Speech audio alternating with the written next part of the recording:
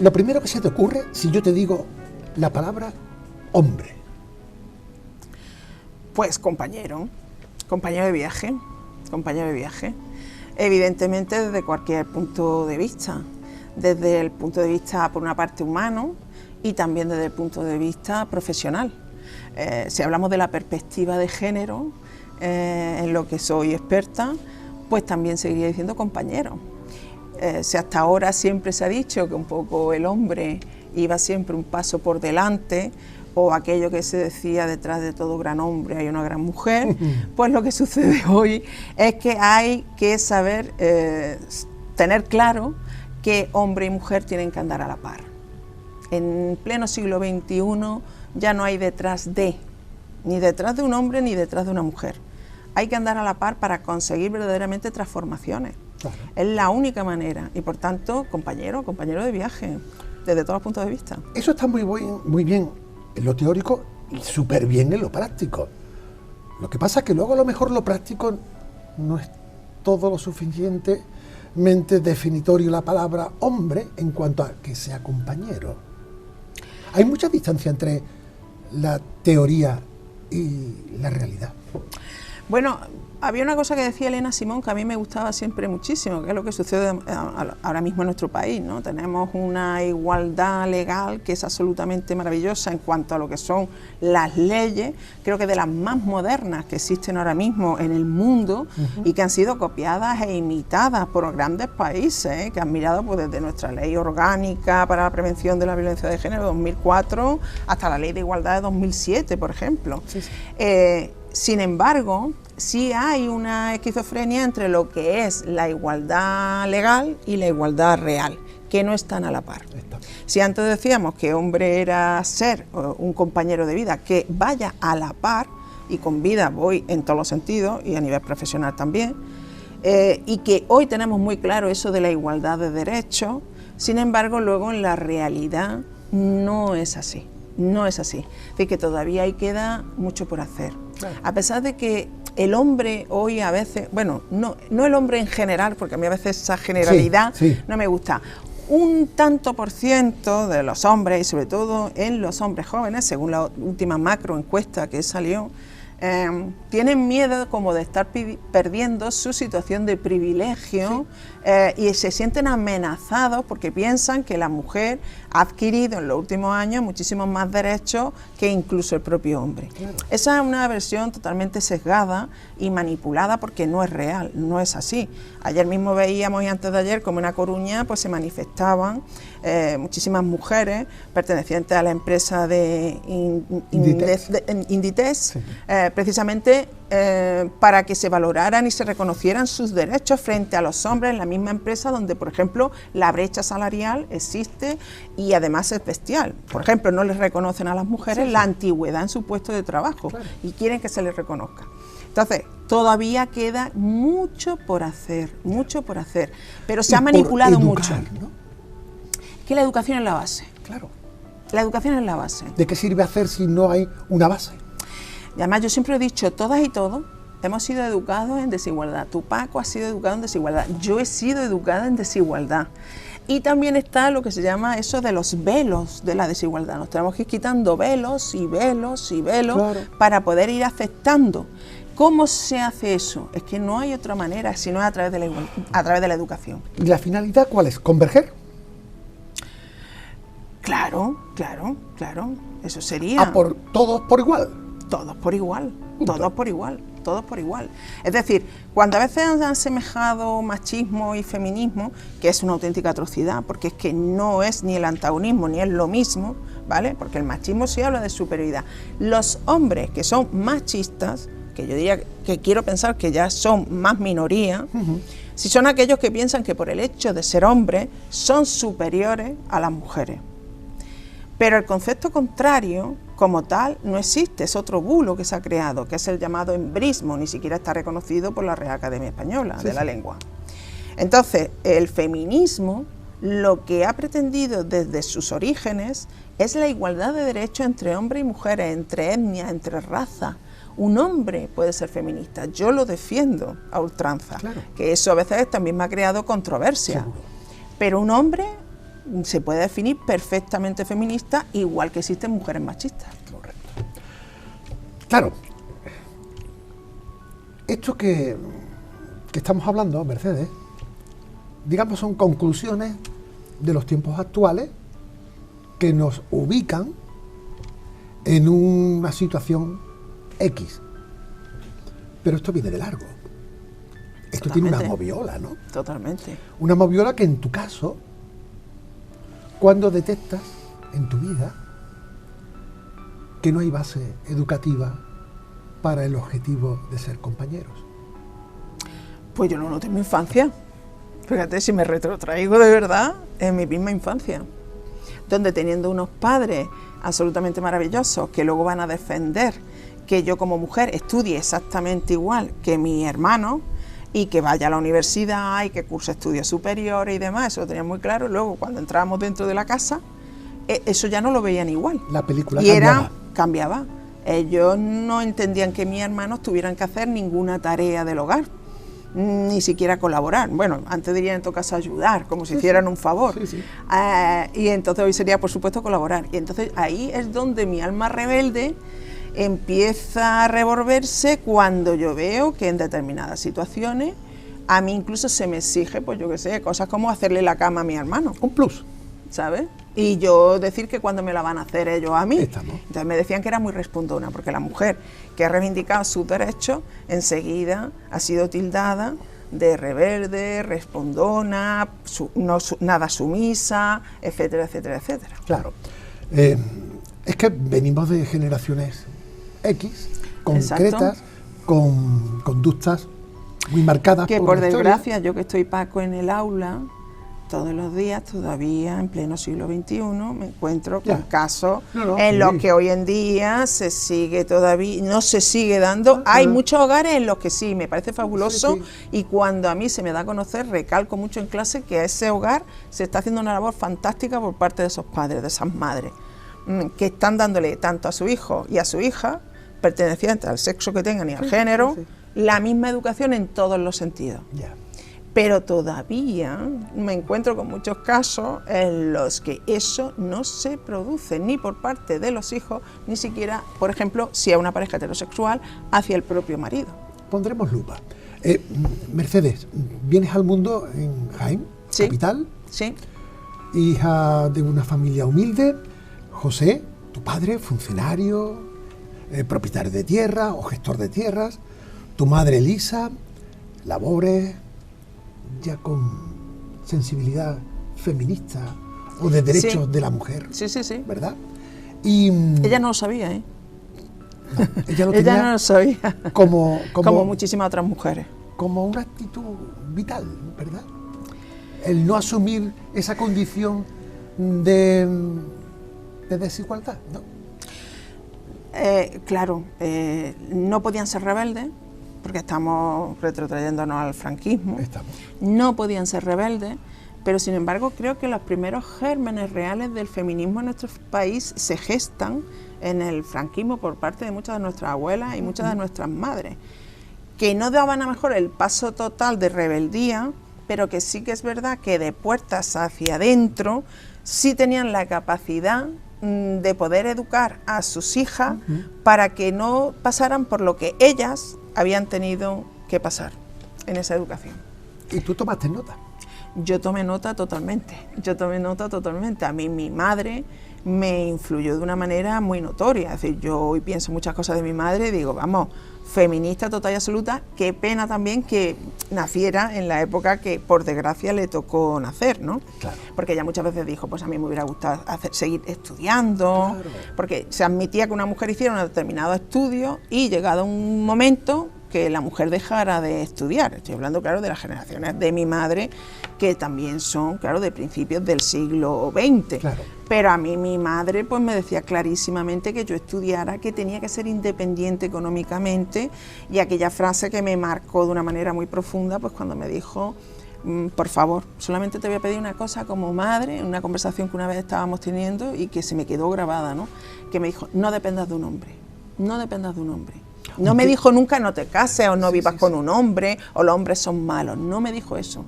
Me dijo que fuera independiente y que no dependiera de un hombre. Así que estudiara y que siguiera avanzando en mi vida sin necesidad de esa dependencia. A mí aquel día mi madre creo que me dio una lección de vida y me lo tuvo que decir con tal veracidad que a mí se me quedó grabado. Yo me lo creí, me llegó, me convenció. Yo creo que te inoculó. Me lo inoculó, me lo inoculó. Y mira que tú eras la más pequeña de, Yo soy la más pequeña. de los sí. hermanos, 4 hermanos, 2 hombres, 2 mujeres. El ser la menor te ayudó a materializar tus proyectos de vida. Pues hay cosas en las que sí y en otras en las que tuve que trabajar más, porque si tienes hermanos que tanto si cometen errores como si cometen aciertos, si tú eres inteligente y eres la menor, pues aprendes de los errores y de los aciertos. Claro. Por una parte te abren puertas y por otra parte también te las pueden cerrar. Con esa visión de que encima era la menor y chica, pues ahí mi padre sí era más estricto que con los chicos, en todos los sentidos, a la hora de salir y demás. Pero yo se ve que siempre fui muy reivindicativa o tuve mucha capacidad de convicción, que él fue adaptándose a los cambios, a las cosas que iban viniendo, porque de hecho nosotros vivíamos en Jaén y yo lo primero que tengo muy claro es que necesito salir de Jaén. Jaén se me queda chico, yo en casa recibíamos cultura. Yo tenía ya estudios superiores, yo quería ir a la universidad y lo primero que hago es pensar en hacer Derecho, claro, para poderme marchar a Granada, que consideraba que era una ciudad que a nivel cultural, intelectual y demás me podría abrir un mundo. Y en aquellos tiempos, claro, era como si te fueras al Polo Norte. Sí, sí. Era como si te fueras al Polo Norte. Y mira que entre Jaén y Granada... Nada, hoy, vamos, nada. Pero era otro mundo, no tenía nada que ver Granada con Jaén. Fíjate. Nada. Claro, nada. Es que el mundo de Jaén, donde tú vivías, casco histórico, catedral al lado, las campanas sonando a diario. Sí. El tiempo me lo marcaban las campanas. Eso. Y el reloj de la catedral. Soy una afortunada porque levantarte e ir a la ventana del pasillo principal de la casa y lo que tienes enfrente en la catedral te educa, eso te educa también. Te marca. En unos criterios, incluso te diría, estéticos. A mí hoy, por ejemplo, hoy en día, a mí la arquitectura es de las cosas que más me interesan. Fíjate. Que más me interesan y que más me fascinan. Claro. Y por lo que más me intereso, porque yo creo que estudié minuciosamente toda aquella fachada de la Catedral de Andrés de Valdelvira. La tienes aquí. La tengo aquí, y las figuras que estaban, y ese Fernando III el Santo, ¿sabes?, en mitad de los apóstoles a su lado, sí. Y todo lo que eso significaba.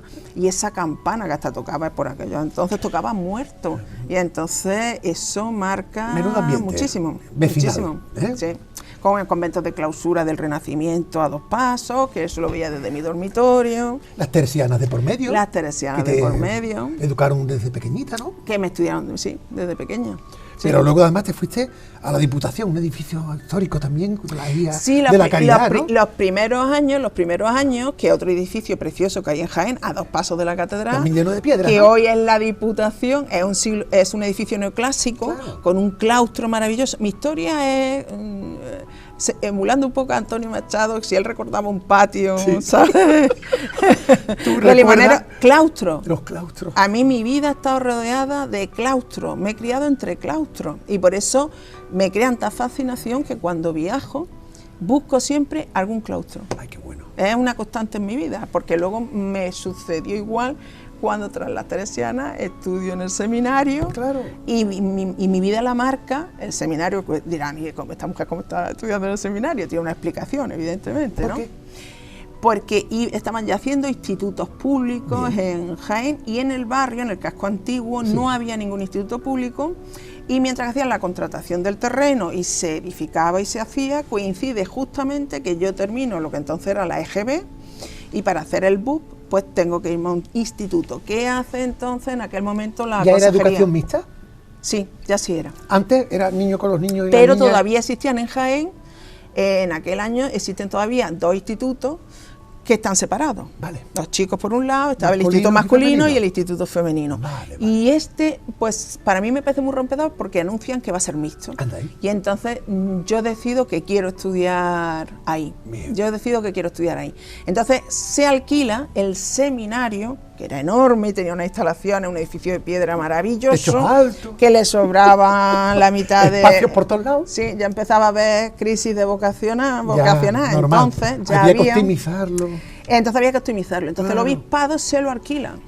¿Y tú estudias Y ahí yo estudio bachiller en un en otro seminario? centro de piedra con claustro incluido, Anda. y con un teatro que tenía maravilloso, del que salieron luego incluso actores que han sido reconocidos a nivel nacional. Qué bueno. Pero en Jaén no hay universidad. No había escuela universitaria entonces, y yo yo tuve una suerte enorme, tuve unos profesores fantásticos en el seminario, que me abrieron la mente de una manera impresionante. ¿Te das cuenta lo que marca el tener un profesor o profesora Cierto. que te sepan hacer ver un montón de cosas que si no llegan a ser porque esas personas están ahí y te conciencian y te abren los ojos ante esa saciedad? Claro. Entonces yo una vez, mira, escuché en Granada, una vez pasando por Plaza Nueva, escuché a un hombre que ahí descubrí que existen muchos tipos de hambre, porque aquel hombre gritaba y decía que tenía hambre de comer. Hambre de comer. Sí, sí. Y entonces dije, ay, hambre de comer, pero entonces hay otros tipos de hambre. Claro. De hecho, yo me acerqué al hombre y le dije que si quería un bocadillo, Normal. porque decía que tenía hambre de comer. Él especificó que en ese momento tenía Sí, hambre de comer. Y yo siempre he tenido mucha hambre de saber. De saber. De hecho, había una frase, Demócrito a mí siempre me ha gustado muchísimo, y los presocráticos. Y entonces Demócrito tiene una frase que a mí me ha marcado a lo largo de toda mi vida, ¿no? Es aquella que decía, prefiero no ser rey de Persia, pero saber el porqué de las cosas. Qué bueno. Entonces yo era la típica niña que cuando escuchaba cosas y tal, yo era siempre, ¿pero por qué? ¿Y eso por qué? ¿Y eso por qué? ¿Y eso por qué? O sea que- Y a veces me decían, ¿pero por qué así? Y entonces esa contestación me revelaba. Claro. Que me dijeran, pues ¿por qué así? Y ya está. Claro. ¿Sabes? Que luego ¿Y no te como quedabas docente conforme? creo que... No, para nada. Un hambriento entonces te abre los ojos sobre las necesidades humanas. Sí, la hambre, sí. La hambre, ¿sabes? Claro. Sí. ¿Ya estabas en En Granada, en la universidad. filosofía y letras o Sí, derecho? ya era filología. Bueno, estuve en Derecho y en Filología Hispánica. ¿En 2 carreras a la En vez? 2 ¿Y carreras. ¿Por qué 2? Porque Derecho era, para empezar, una carrera que a mí me llamaba mucho la atención. Y en mi familia era una familia de médicos y de abogados. Vale. Entonces eso también va marcando Marcaba un poco las poquito. líneas, ¿no? Claro. Todavía tampoco había la cantidad de graduados y licenciaturas que luego saldrían, que son maravillosas. Aquello era sota caballo rey, ¿te Sí, acuerdas? sí. Un poco, Paco. Sí, claro. Entonces yo empiezo también Derecho porque en Jaén, en la escuela universitaria, no se puede cursar. Además. Y es la puerta que a mí me puede abrir para irme a Granada. Claro. A Granada. ¿Y ¿sabes? cuando lo tuviste claro que lo tuyo era la filología, la literatura, Pues la lengua? yo me empiezo a mover ya en ámbitos intelectuales nada más llegar. A veces yo creo que un poco es la suerte, otras veces creo que es la propia intuición que te va llevando hacia caminos y tal. Sí. Y empiezo a ir a que todos los que hayan estudiado en Granada o conozcan Granada la van a conocer. Había un bar que se llamaba La Tertulia. Entonces allí se juntan los grandes intelectuales que en aquellos momentos en Granada había figuras, vamos, consustanciales e importantísimas. De hecho, hoy todavía forman parte de ese panorama intelectual. Entre otros, Luis García Montero. Ah, amiga. Entonces yo conozco a Luis García Montero allí, en La Tertulia de Poetas, donde había actuaciones en directo, pero también había recitales de poesía, había un ambiente intelectual maravilloso, qué muy bueno. francés. Yo que había estado de intercambio ya, por suerte, en Francia y en París y demás, Bien, bien. a mí aquello... Aire fresco. Sí, era distinto, era diferente, era una manera de abrirte la mente auténticamente apasionante. Y entonces a mí aquello me hizo ver que yo quería también subir a ver cómo era la facultad de filología e investigar. Y entonces al que yo conocí como, por ejemplo, poeta, que era Luis García Montero, pues luego resulta que me meto en un aula para probar y me lo encuentro de profesor. Que él mismo también me dijo, ¿qué haces aquí? Tu cara me suena. Claro, yo dije, anda, pues eso digo yo. Claro. Y me acuerdo además la primera frase que además nos dijo Luis García Montero en la primera clase que nos dio, que él me dio literatura medieval. ¿Qué te digo? Pues la primera frase que dijo en clase, y que la tengo todavía, esos apuntes sí que los he guardado, los tengo guardados, es: la casa de la literatura está demasiado ordenada. Dijo Luis García Eso tiene Montero. muchas lecturas, ¿eh? Totalmente, amiga. totalmente. Entonces a mí, es verdad, siempre me habían dicho igual, cronología. Parecía que un día un hombre se levantaba siendo del medievo y al día siguiente era renacentista. Claro, claro. Y así, todas las etapas cerradas, marcadas, estructuradas. Y qué bonito es ver cómo todo anda a caballo, que hay procesos y tiempos de transición y que las cosas no vienen porque de pronto un día te levantas y dices, pues hoy vamos a ser barroco. Claro, claro. Hoy ya no vamos a ser renacentistas. Qué bueno. ¿Sabes? Eso, claro, es que tener gente de esa talla. Sí, yo he tenido mucha suerte en la vida. Claro. La vida a mí, yo por eso amo la vida, porque a mí la vida me ha tratado muy bien, en amigos, Claro. y en circunstancias y en personas. También hay que he llegado a buscarlas. conocer.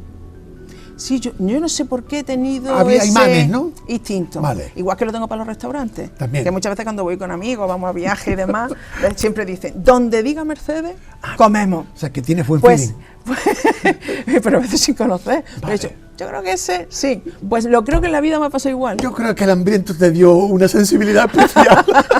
Pues sí, a la hora de elegir. pues sí.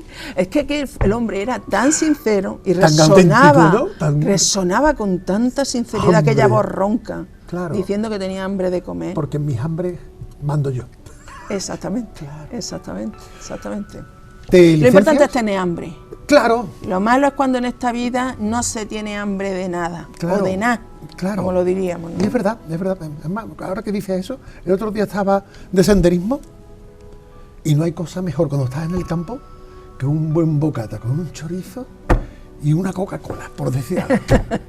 Y me quitó el hambre, vamos, no hubiera querido en ese momento la cosa más selecta del mundo, no, un bocata. Pero por eso, hambre, mira, hambre de comer, Claro. hambre de saber, hambre de amar, hambre. Que te sacies. En esa O como es la inquietud. utopía, no llegar nunca a la saciedad total, para seguir buscando. Claro, claro. Para seguir buscando. Pero que me quite ese momento al menos. Ese momento es y no- buenísimo. Y no me jarte. Exactamente. Pero a lo mejor dice, el próximo día me voy a traer otro chorizo. También. O sea, otro tipo de... Este está muy bueno, pero mira, Sacas tu filología, Sí. lengua y literatura. sí, ¿Tú ya lo tenías claro de ser profesora? sí, ahí Vale. cuando me di cuenta... ¿El derecho se queda a un lado? El derecho lo voy dejando a un lado. Vale. Mi intención, por supuesto, nunca llegué a terminarla, pero mi intención era, por supuesto, acabarla, porque además luego muchas veces incluso me dijeron que, me decían aquello de, tú hubieras sido muy buena abogada. Sobre todo me veo muchas veces de abogada penalista en el sentido de las causas perdidas. Vale, bueno. Por eso de aquello de las causas Hay que tener perdidas. también un don, claro. Aquello de las causas perdidas. Claro. Sí, yo creo que hubiera sido también una carrera que la hubiera también disfrutado mucho. Ya. Pero la Facultad de Derecho entonces en Granada, a mí no me abría mente, sino que me la cerraba. Era un ambiente mucho más, me daba la sensación mucho más provinciano, mucho más conservador. Yo incluso, que entonces era punky, chocaba mucho con la bueno, estética. eras punky. Yo era punky entonces, qué bien, qué y bien. entonces chocaba mucho con aquella estética de aquella universidad, otra vez con claustro. Pero si tú venías del seminario Yo venía del seminario. y de las teresianas. Pues el seminario, también por lo que te he contado. Ya. Un lugar extremo, claro. Un lugar extremo con el Claro. profesorado extremo. Es decir, que, Seguro. por ejemplo, yo conozco los movimientos de vanguardia en aquel seminario. Seguro. Y el surrealismo. Y yo Sí, leo a sí, Bretón en COU con Qué 17 años. Sacas tu carrera, dices presentarte a unas oposiciones para Sí, sigo con profesora. los cursos de doctorado. Ahí va. Sigo con los cursos de doctorado Estamos. y decido, porque entonces sabes que también el máster en pedagogía, lo que llaman el máster de pedagogía, que entonces era el CAP, se Claro. podía hacer entonces en quinto de carrera. Yo lo hago a la par, quinto de carrera y el máster. hoy no te dejan, hoy no te dejan. Entonces yo sigo con los cursos de doctorado y tengo claro que me quiero encerrar a estudiarme las oposiciones porque tengo muchos proyectos de vida, tengo muchas cosas por hacer y siguiendo el lema de mi madre tenía que ser independiente económicamente, pero incluso hasta de mis propios padres. No porque pase nada malo, yo creo que a veces un poco en Europa, en España sabes que pecamos un poco de eso, que no hay en Europa, el hecho de que un hijo busque rápidamente la independencia. Y antes yo creo que en mi generación y en la tuya, yo creo que eso sí se daba, esa conciencia de... También yo creo que teníamos otras circunstancias, mejor hoy cuesta más, y eso también lo comprendo. Sentimiento de culpabilidad, es decir, yo sigo dependiendo. Bueno, imagínate hoy cómo está el panorama, cómo cambia la cosa. Es que ahí sí que ha habido un cambio radical. Totalmente. Yo ya lo digo porque tengo circunstancias personales. Y no han pasado tanto tiempo, pero bueno, es la noche y el día. La noche y el día. Pero lo cierto es que tú tenías ganas de volar. Yo tenía ganas de volar, y además tenía muchas ganas de entrar en el aula. Yo me acuerdo perfectamente ese Pero en el aula, día, en la parte de la tarima. Bueno, yo entro en un instituto donde todavía hay alguna tarima, pero pocas, ya se estaban quitando las tarimas. Bien. Las tarimas ya estaban desapareciendo y yo me acuerdo de estar en alguna aula que entraba que tenía tarima y yo siempre me bajaba, que llamaba mucho la atención. No era una profesora que buscara... ¿En las universidades sigue habiendo tarima? Sigue habiendo tarima, ya lo sé. ¿Y las tarimas...? También cuando doy ponencias y demás, y yo muchas veces cojo el micrófono inalámbrico, pido a veces micrófono inalámbrico para bajarme. Para estar más cerquita de la gente. Para bajarme, sí. Sacas tu plaza y, amiga, creo que te vienes a Benalmádena. Benalmádena. ¿Tú conocías Benalmádena antes? No conocía Benalmádena. ¿Y qué se te perdió? No conocía Benalmádena. ¿Se te perdió la plaza aquí? ¿La primera plaza aquí? Benalmádena. Pues porque, mira, yo vi las plazas que entonces, ¿sabes? Cuando te daban la primera plaza, tú ibas a la delegación y entonces allí en el salón que hay abajo, en el edificio y blanco, entonces era el edificio negro, pues iban diciendo las vacantes y te iban llamando por la puntuación que tú hubieras obtenido. Y entonces veo las vacantes que hay de lengua y literatura y claro, veo que de pronto Málaga Capital, no sé por qué, no la quería. Fíjate. Había siempre vivido en ciudades y demás. La Málaga de entonces no es la Málaga de hoy. Ha cambiado mucho. Un amigo mío, que eso es otra cosa. Claro. Y entonces quería pues ir un poco a núcleos que sí fueran urbanos, que pudieran tener vida, claro, pero probar otra cosa. Y entonces sabía dónde estaba perfectamente Benalmádena, había pasado en alguna ocasión. Pero nada tiene que ver ni con Jaén, ni con Granada. Nada. Y tú dices, Costa del Sol. Bueno, con Jaén tiene una cosa, Jaén es todo cuesta. También. Y Benalmádena también. Eso tanto no lo controlaba. Porque yo me acuerdo el día que salí de Jaén, que parecía la de Lo que el viento se llevó, que dijo, a Dios pongo por testigo que nunca más subiré cuestas, porque Jaén es una pura cuesta, es una pura cuesta. Y te vienes aquí también, que también tiene unas poquitas. Exactamente, me pierdo un poco porque pienso que a lo mejor tiene una fisionomía un poco parecida a la de AE Fuengirola, que es completamente plana. Pero bueno, te voy a decir una cosa, tú no sabes lo feliz que yo subí a la cuesta para ir al Instituto de Arroyo de la Miel, que es el instituto que me da. Claro. ¿Estuviste un año? Estuve un año. Porque, ¿qué pasó? ¿Un meneo ahí de temas de oposiciones? Sí, ese temas año administrativos, es la primera vez que hay concurso de oposición, con líos, junto a los interinos. Te tienes que volver a presentar otra vez. Me tengo que volver a presentar porque además yo no confío plenamente, todo aquello terminó en el Supremo, después en el Constitucional, y a los pocos libres que entramos, ante los puntos que se aprobó definitivamente, que se daba al profesorado interino, pues los libres quedamos fuera y tuve que volver a opositar, así que estoy en dos bojas. Estoy en dos bojas seguidos. Pero la primera, y tiene que ver con Benalmádena, y que me marcó profundamente, es que cuando llego al IES Arroyo de la Miel... 1990.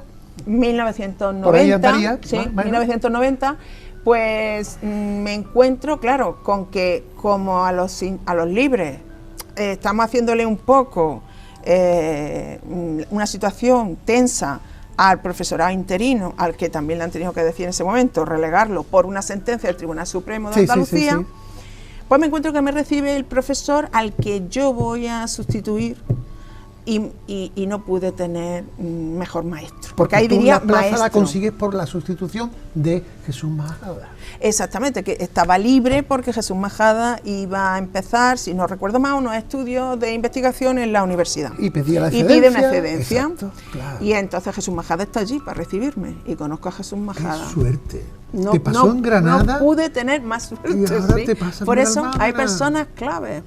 Bueno, y en viajes de tren, que eso sería, que eso no Ya, llevaría ya, dos ya, programas. He llegado a conocer a grandes intelectuales americanos, chilenos, Ahí hay un europeos. Sí, sí. Seguro. Entonces Jesús Majada me marca como docente también. Voy deprisa porque es que si no, no llegamos a donde quiero llegar. Con tu segunda reincorporación académica o docente después de la segunda oposición, Sí.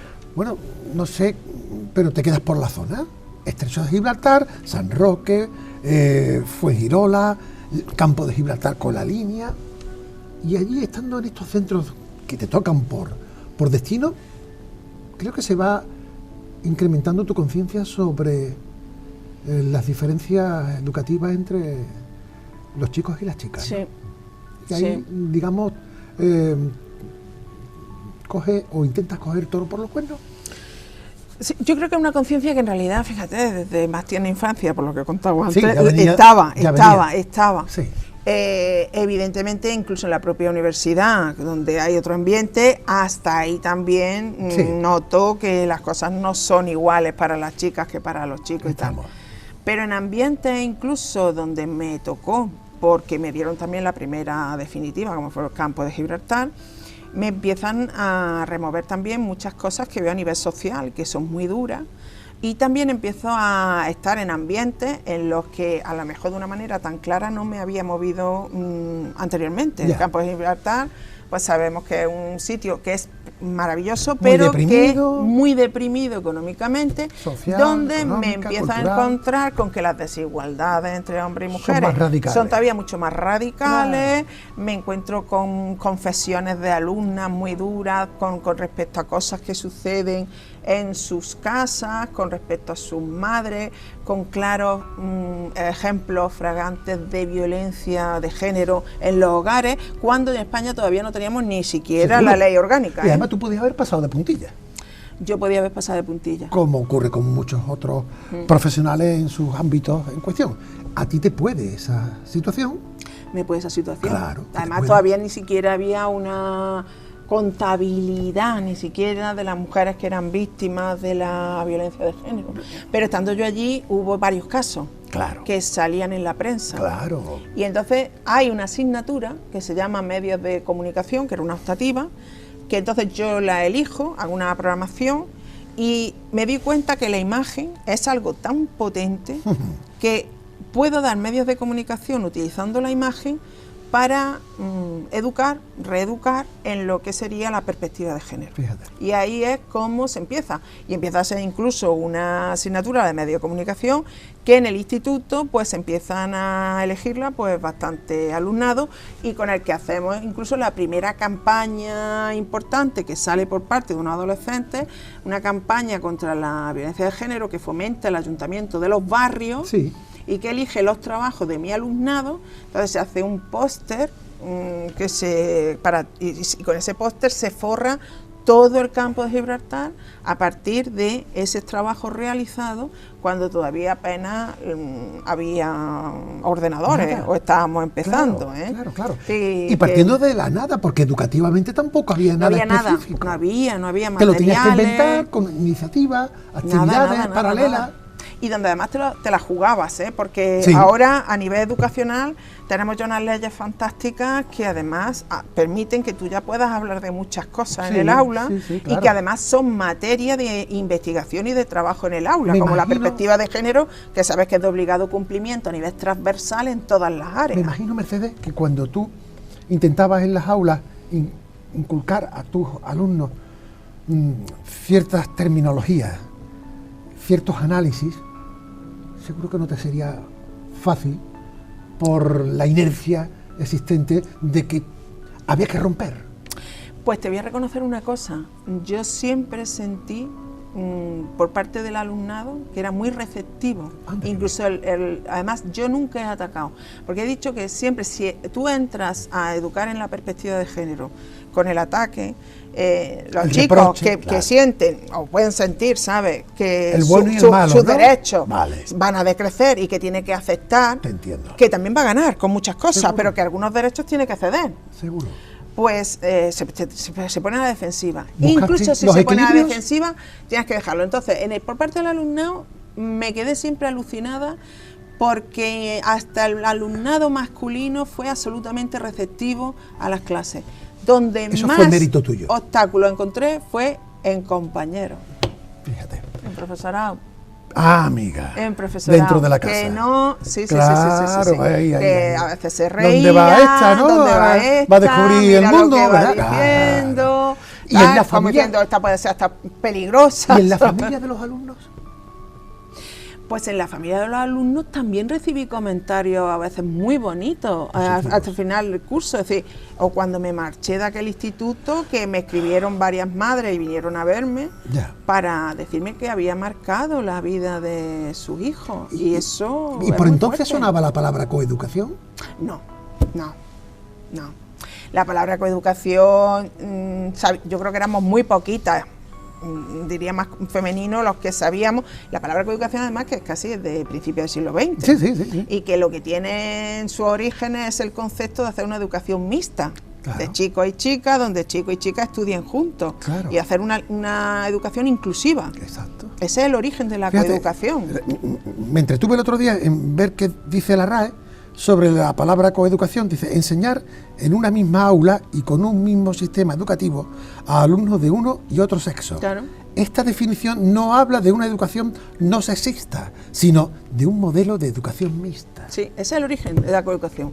La coeducación luego lo que ha ido incluyendo es la perspectiva de género, ¿de acuerdo? Para alcanzar unos retos mucho más importantes una vez que yo consigo hacer un aula en el que chicos y chicas están juntos, Claro. ¿sabes? Sean- Entonces, pues mira, sí, Mira, volvemos a lo mismo. Sean compañeros, claro. pero compañeros en toda Además, la que literalidad de claro, la que el palabra. chico, mira, yo además creo que consigo, y aunque sea un poquito, ya me doy por satisfecha, que si el hombre es capaz de entender que al primero que le hace daño el machismo es a él mismo, porque lo ha castrado emocionalmente Ya. desde muchos puntos de vista y lo ha privado de muchas cosas. Yo me acuerdo que la primera vez que vi llorar a mi padre, yo tenía 18 años así, me afectó profundamente. Los hombres no lloran. Aquel hombre no lloraba nunca, era Claro, tan fuerte, claro, tan grande, claro. no dudaba nunca, no se permitían dudar, no podía mostrar emocionalmente. ¿Y pedir perdón para qué? ¿Para qué va a pedir perdón? Claro. no. Entonces el machismo, es decir, comprender que tú como hombre vas a ganar muchísimo en tu vida si el machismo precisamente es lo primero que descartas, Claro. y dejas de ser cómplice con esas actitudes machistas. Y ahí se han sumado muchísimos hombres que han tenido eso muy claro. Yo creo que en el fondo es una cuestión de humanidad, Totalmente. de humanización. Totalmente. ¿Verdad? Claro. Eso. En la coeducación, Claro. lo que es muy importante es la empatía. Exacto. Empatizar Bueno, para comprender muchas Claro, cosas. pero tú estás con tu lengua y literatura Sí, claro. Sí. y descubres que ¿de qué sirve que los alumnos sepan mucho de conocimientos académicos si en lo personal chocamos? Claro, incluso Y había desde que coeducar. otro punto de vista de valores. Y te inventas una asignatura. Y me invento una Espérate, asignatura. que la tengo aquí. Proyecto educativo de igualdad de género a través de la imagen. Sí. Eso no es fácil. No, y No había nada no había nada en los planes No había educativos. no había nada en los planes ¿Y educativos. de dónde bebes Nada. para hacer esta asignatura? Ya me costó incluso que se aprobara en claustro. Eso no es fácil. Y yo creo que todo el mundo pensó que iba a fracasar. Ya. Que aquella optativa, Déjala. que yo me iba a estrellar. Ya. Que yo me iba a estrellar. Y por supuesto yo partía de la base de que eso podía pasar. Ya. ¿Sabes? Que eso podía pasar. Pues a los 3 años de haber creado, por ejemplo, esa optativa en el instituto en el que estaba, pues era la optativa más elegida. Había ya 5 grupos Fíjate qué que bueno. la elegían. Y me encontré con un alumnado, chicos, chicas, absolutamente ¿Qué maravilloso y edades? extraordinaria. Pues estaba para cuarto de la ESO, primero y segundo de bachillerato, es decir, desde los 15 hasta los 18 años. Una edad clave. Una edad clave. Es verdad que hay que coeducar desde la más tierna infancia. También, y en la casa. Bueno, fíjate, más, el rosa y el azul ya es algo anticoeducación, porque marca un color, claro, ¿de acuerdo? Claro. Cómo voy a tratar incluso a un bebé. Claro. A un bebé que yo tengo en los brazos, Claro. si sé que es un chico, lo voy a tratar incluso de una manera muy distinta. Voy a empezar a decirle, pero qué valiente, qué bravo, sí. lo voy a intentar poner de pie, para que a la chica la voy a cunar, la voy a poner así, Los la voy a llamar los guapa, boquetitos. preciosa. Sí, Claro. Hay sí. tantos Sí, que hay que hitos hacerla de desde conductas. la infancia, porque yo siempre he dicho que la competencia más importante de todas las que tiene, mira que la enseñanza ahora y la LOE, que ya venimos desde leyes anteriores con las competencias clave, son fundamentales, la de aprender a aprender es crucial. Yo digo que la coeducación inventa una nueva, que es la de aprender a desaprender para reaprender. ¿Y en Andalucía no había nada? En Andalucía no había nada, es una asignatura pionera. ¿Y en el resto de España?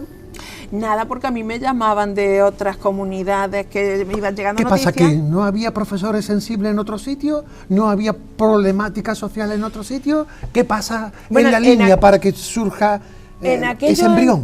En aquellos entonces, que yo creo que ya entraba en vigor la LOE o la LODE, es que saca ese concepto de asignatura optativa con autonomía propia en cada centro educativo, que eran proyectos integrales. Y ahí es donde yo veo que puedo meter mano. Ahí es donde yo veo que puedo meter mano para crear esta asignatura optativa, bueno. que también lo hago a través de la imagen. Claro. Sigo utilizando la imagen, ¿de acuerdo?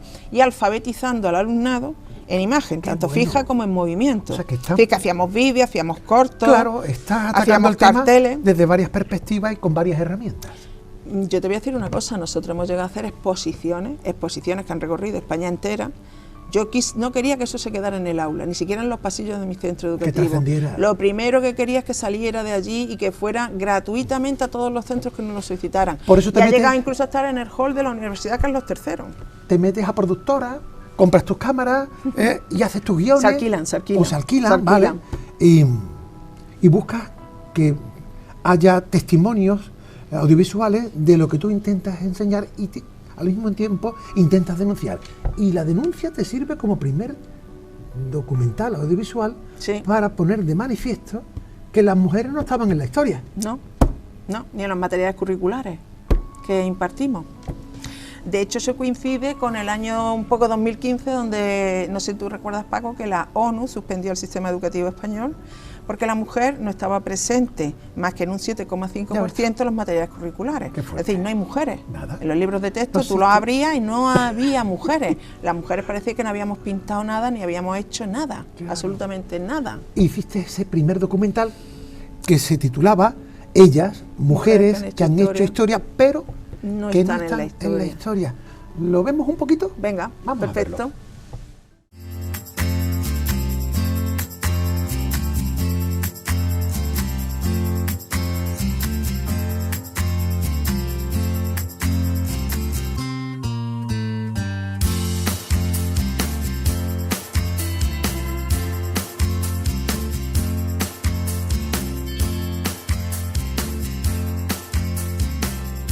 Hoy es un taller coeducativo, ¿vale? Vamos entonces a tratar la invisibilidad de la mujer en la historia.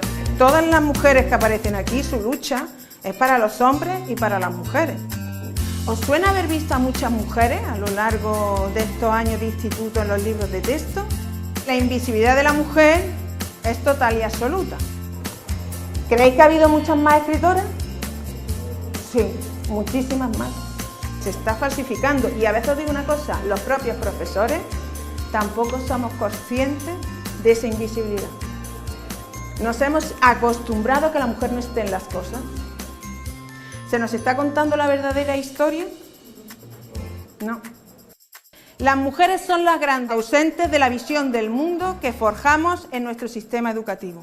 En las aulas estamos transmitiendo una cultura sin mujeres y esto es un fracaso social, no solo para las mujeres, sino también para los hombres. ¡Qué bueno! Es que es tremendo, es que eso nos daría, Paco, para 3 programas. Seguro. Para 3 programas. Seguro. Tremendo cómo nos han contado la historia, los progresos de la humanidad, la literatura, De nuevo esa frase de Luis García Montero: la casa de la literatura está demasiado ordenada, pero también la casa de la ciencia, de la física, de la química, de las matemáticas, de muchísimas cosas.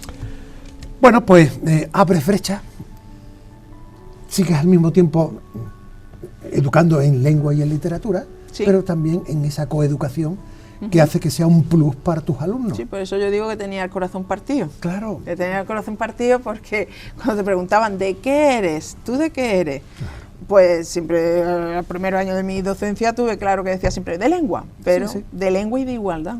Que por cierto, ha habido aquí una retrospectiva en el tiempo, porque este documental que hemos visto ya se produce en el Instituto de Fuengirola, a vueltas de que te habías venido de la línea. Sí, yo ¿verdad? La productora ya la creo estando en Fuengirola. Exacto. Y además lo presentamos al certamen internacional de Corto por la Igualdad, que yo fue por probar, por ilusionar a mi alumnado. Venga. Y demás, y la sorpresa que nos llevamos es que nos dan el primer premio. Qué bien, qué bien. El primer premio. Además, cuando fui a recogerlo, el acto fue precioso, se hizo ese año en el Paraninfo de la Universidad de Valencia. Sí, sí. Y se nos dijo que le había parecido absolutamente rompedor hacer visible la invisibilidad de la mujer, claro, en los materiales. Mercedes, y a partir de entonces te rifan. He tenido mucha suerte también. Te rifan porque sí, el profesorado quiere saber de lo que tú has investigado y de lo que tú estabas experimentando.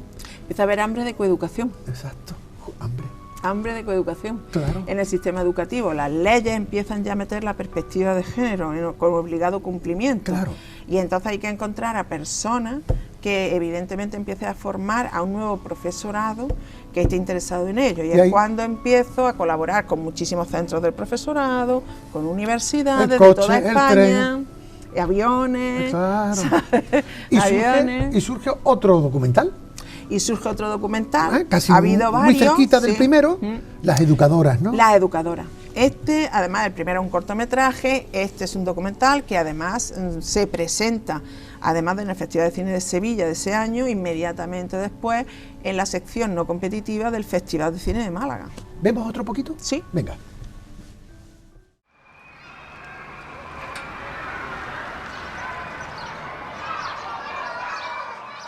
Muchos niños que me preguntan ¿por qué yo no puedo jugar con una muñeca, Gemma? ¿Eso es malo?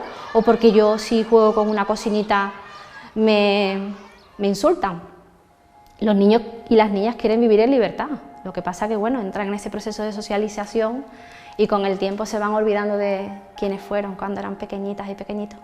Los niños y niñas no aprenden lo que les decimos, nos aprenden. La coeducación se trabaja desde la voluntariedad de la profesora o el profesor que lo tiene bajo la piel y que quiere cambiar las cosas, pero no está absolutamente integrada en los centros educativos, no lo está, no lo está. Y los libros de texto, yo hace ya años que no trabajo con ellos, muchísimos años, no voy a nombrar editoriales, pero algunas de ellas son especialmente machistas y especialmente de que no aparezca, o sea, de quitar o de no colaborar, ¿no?, con la visibilidad de las mujeres. Que tengamos una igualdad legal hace pensar que tenemos una igualdad real en la sociedad y esto es lo que se llama el velo de las desigualdades. Parece que tenemos la igualdad pero no la tenemos. Mientras el alumnado en general no conozca cuáles son esas mujeres que deberían haber, que han estado y que no se conocen, pues yo creo que no van a tener una visión acertada de lo que ha sido su formación. Que la coeducación es la única arma que las familias tenemos, no solo en la casa, sino también en el centro, para que nuestras hijas tengan las mismas posibilidades, no más, pero las mismas que nuestros hijos.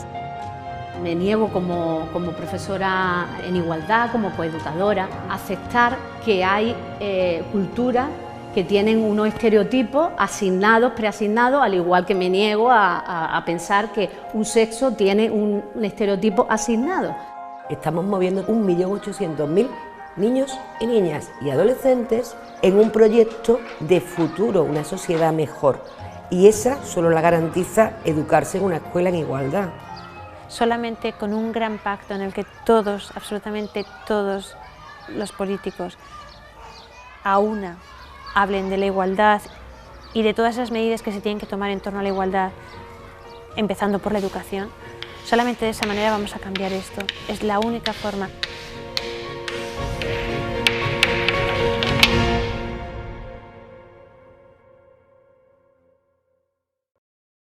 Me gustaría hacerte una pequeña observación. Venga, y todas. Es que sí se ve al principio, ¿no?, del tráiler, que es que yo pido permiso, y desde aquí vuelvo a dar 1.000.000 de gracias al Instituto de Torremolinos Concha Méndez. Bien, ha salido Concha además, Méndez, exactamente. Sí, sí. Lo hago además a cosa hecha.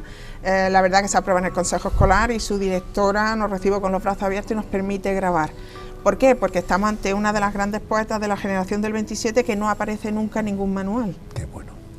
Y que resulta que su poesía es mejor que la de muchos que sí aparecen. Claro, claro. Entre otras muchísimas mujeres de la generación del 27 que fueron casi más que hombres. Es verdad. Pero que cuando estudian, sería tan aberrante como estudiar la generación del 27 y no sabes quién es Lorca. El otro día porque me planteé lo cuántas quito. mujeres había en la generación del 27. Y del 98, Y y del 98. 14.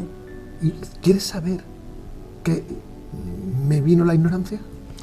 Es que es tremendo, es por eso, es que es tremendo. Y mujeres además, con una vida interesantísima. Y tanto. Concha Méndez además, Y que tanto. es verdad que se casa con Arturo Aguirre, Claro. pero que ciertamente cuando se van en el exilio, Sí. la casa de Concha Méndez se convierte en el gran refugio de muchísimos exiliados. De hecho, el propio Luis Cernuda Qué bueno. muere en la casa de Concha Méndez después de que sale de Estados Unidos de un viaje muy duro en el que casi es expulsado. Se va consolidando la coeducación. Tú formas parte ya de una estrategia de formar a compañeros y a profesores.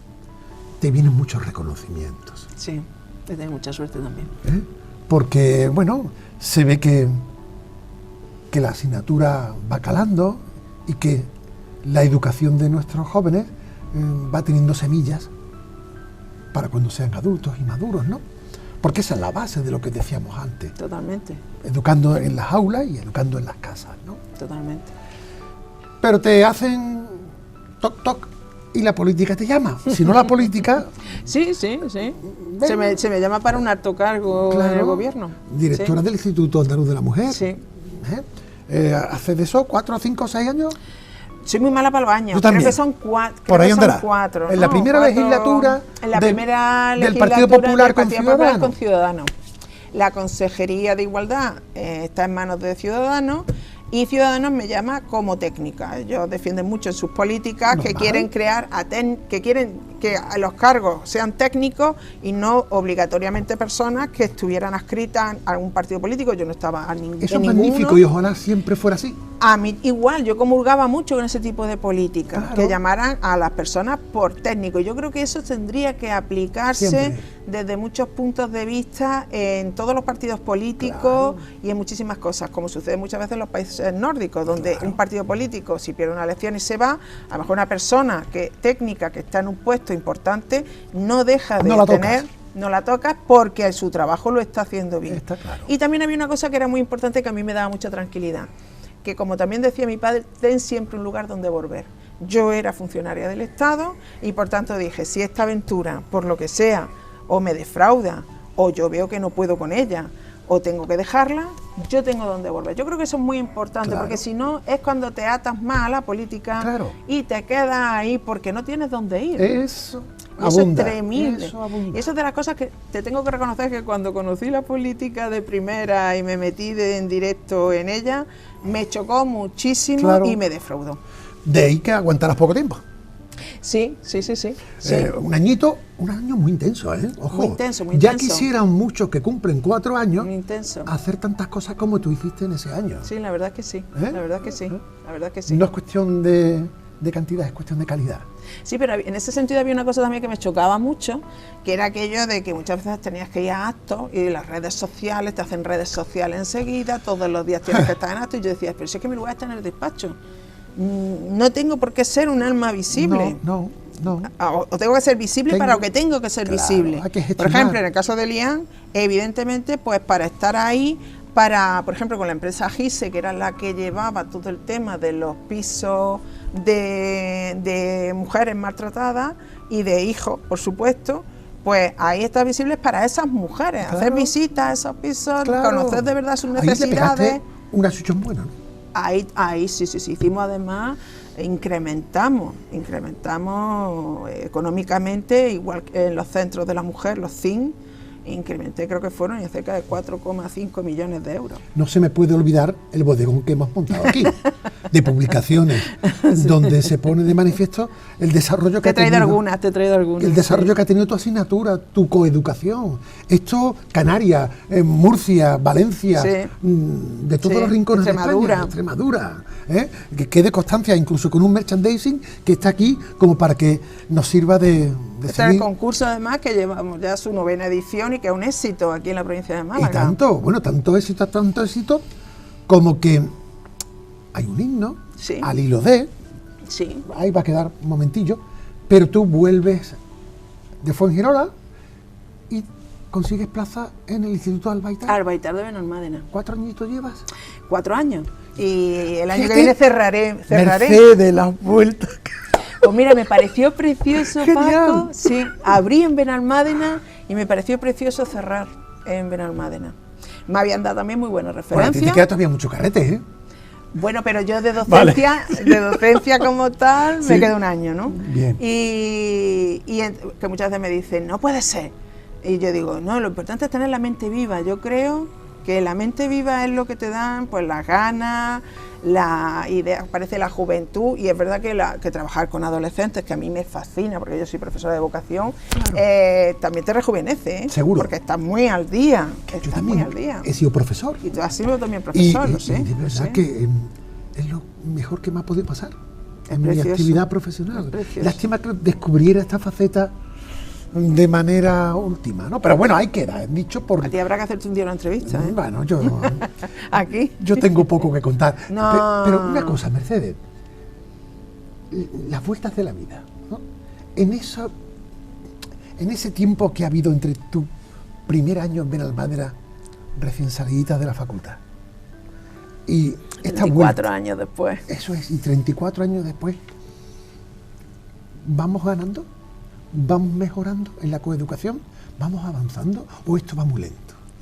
Va lento. Vamos ganando. Va lento. Hay en algunas cosas en las que ha habido un cierto retroceso. Incluso. No quiero que sea mayoritario, pero entonces crearíamos el síndrome de Penélope, ¿no? Que es pensar que no se avanza. No, eso no sería cierto y no sería bueno tampoco comunicar esa idea. Pero, por ejemplo, si nos encontramos con que tenemos un 20% de alumnado masculino que es negacionista. 20%. Con 20%. Está estudiado. Hace 5 años era un 10% y es increíble cómo ha crecido en el último lustro. ¿A qué puede Un 20%, es verdad que luego tenemos un 80% que no lo es. Vale. Eso es lo que también quiero que miremos, no solamente lo negativo.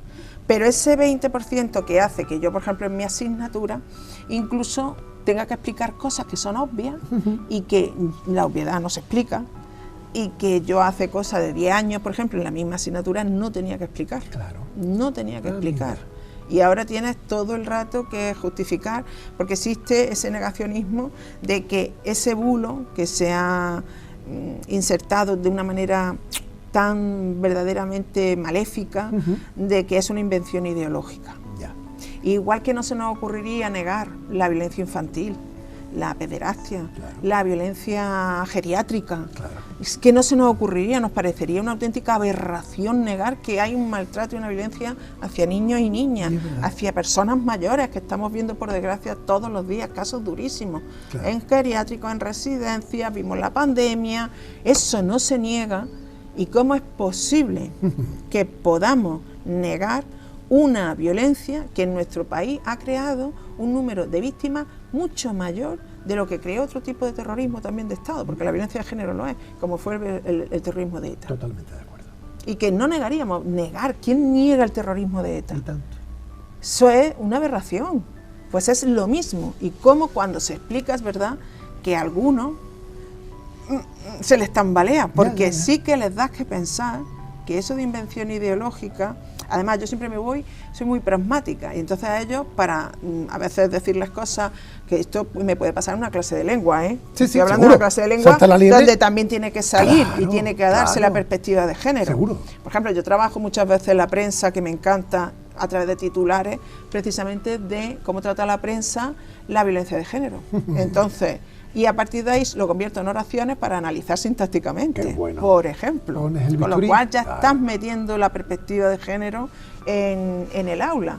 Pero tenemos que hacer tambalear esa idea que se ha instaurado y saber distinguir clarísimamente, porque así tenemos un sistema legal magnífico en nuestro país y un código penal que así también lo recoge entre lo que es la violencia doméstica y lo que es la violencia de género, que, si me permite, fue además la propia Fiscalía General del Estado la que sacó de la violencia de género en el año 2003 de la violencia doméstica, puesto que se dieron cuenta que la mayor parte de los casos que se daban dentro de la violencia doméstica era precisamente aquella violencia que se ejercía hacia la mujer por parte de las parejas en el ámbito doméstico. Y se dan cuenta entonces, hombres, Sí. para que no vaya, Sí, sí. que es un tipo de violencia que indiscutiblemente hay que sacarla, como ya estaba aconsejando la ONU y muchísimos organismos internacionales de primer orden que así también nos lo hacían ver. Ya. Claro, es lo que tú dices. Mientras no sean técnicos los que metan el dedo en la llaga. Es verdad que en nuestro país luego se ha dado otro paso muy importante, Ya. ¿no? Que es cuando creamos el pacto, los fondos públicos del pacto de Estado contra Sí. la violencia de género. Hubo una manera de acabar, por ejemplo, con el terrorismo en el País Vasco, que es a través de un pacto de Estado, o en el IRA, en Irlanda. Siempre son los pactos de Estado los que marcan el final de... Claro. Porque hay que invertir dinero, precisamente ¿para qué? Para formación, para educar, Claro. para seguir fomentando. Claro. Y ahí hay unos fondos que cuando se fueron a acabar fueron cerca de 1.000 millones Y los que se tantos. seleccionaron. Se decidió ampliar para seguir teniendo en funcionamiento ese pacto de Estado que actualmente tenemos y que aquí en Andalucía incluso destina dinero para los centros públicos. Es decir, que el camino está lleno de dificultades, Sí, que hay que mantener una política de continuidad, de Totalmente. consenso, de no bajar la guardia. nada. Lo que pasa es no ver cómo está el panorama político. Sí. Es verdad que tenemos al alumnado también más feminista de la historia Esa en es otra. España. Esa también es muy importante, ¿eh? Chicos y chicas, ¿eh? Ya lo sé, Chicos y chicas. ya lo sé. Pero es cierto que Hay extremos. el panorama político encima, que me parece que es atroz en este momento, y es verdad que cuando el otro día se comentaba aquello de Ahí que sí era que la hay poca peor clase política convergencia. que hemos tenido desde que estamos en democracia, Eso parece. seguramente. Es eso mismo, que es todo el rato que les falta tirarse bolitas de papel. ¿Cómo le voy a dar yo ejemplo a un alumno mío cuando ve los comportamientos que se dan en el propio Parlamento, que debería ser un sitio sagrado? Totalmente. Sagrado, Ahí te quiero donde ver. se tiende al insulto con esa facilidad, etcétera, etcétera, etcétera. Pues eso no son ejemplos precisamente para la ciudadanía. Ni mucho menos. No Para es nadie. ejemplo para nadie, Para para nadie. nadie. Y todo a través de la crispación y tú más, y el tú más. Entonces, es lo que yo te decía antes, si yo empiezo en el tú más con la perspectiva de género, entonces empiezo con una cantidad de reproches hacia a los hombres o los chicos de hoy que no pueden tener culpa de nada, Claro, ¿sabes? claro. Porque también, ni los de antes, porque también ha sido la educación que hemos recibido, mujeres y hombres, como yo también a las mujeres las criticara por haber sido sumisas, las educaron para que fueran sumisas, aunque no quisieran, Te entiendo perfectamente. ¿sabes? Pues entonces, si hacemos el tú más en todo, no avanzamos. Esto sería para unos cuantos programas, pero yo me quiero ir con buen sabor de boca y sobre todo con buen sabor de oído, ¿verdad? Totalmente. Porque qué buena estratega eres cuando estás utilizando continuamente en tu trayectoria profesional esas muchas otras herramientas que a lo mejor la docencia no utiliza para que el mensaje y la educación cale en donde tiene que calar, en la conciencia de las personas, ¿no? El audio, la imagen, el documental, el tráiler, la música, el himno. Sí. Y cuando hablo de himno, hablo de palabras mayores porque, amiga, gracias a este concurso de microrrelatos para la prevención de la violencia de género, surge un himno que gracias a una amistad que tú te fabricas con Pilar Jurado, ¿no? Pilar Jurado. ¿Vale? Pilar Jurado es una eminencia, Una eminencia en nuestro país. en la lírica Sí. y en la composición, ¿no? Sí, y en la dirección de orquesta. Y en la dirección de orquesta. Y te la trajinas, como decimos aquí, para que ella, con su experiencia y creatividad musical, componga un himno, rompiendo techos de cristal. Le da el mismo título que al concurso. Claro. De hecho, yo le dedico las 3 primeras ediciones, se las dedico a ella, porque me parece que su generosidad no merece menos. Claro. Y corta, tengo que decir, sí, si me permites, Paco, que esto está subvencionado por FEDAPA, la Federación de Padres y Madres, vale, que creo que es muy importante que padres y madres estén implicados en esto, y que a su vez te decimos la colaboración de la Delegación Territorial de Desarrollo Educativo de Málaga y de la Junta. 9 años. 9 años. Consolidado. Igual, cuando creé la primera edición, digo, bueno, lo mismo dura una edición y ya está. Pues no, cada vez es mayor la convocatoria. ¿Cuántos concursos quisieran un himno? Y que el himno sea además una especie como de bandera de una causa que hay que seguir trabajando, ¿no? Como es romper esos techos de cristal, ¿no?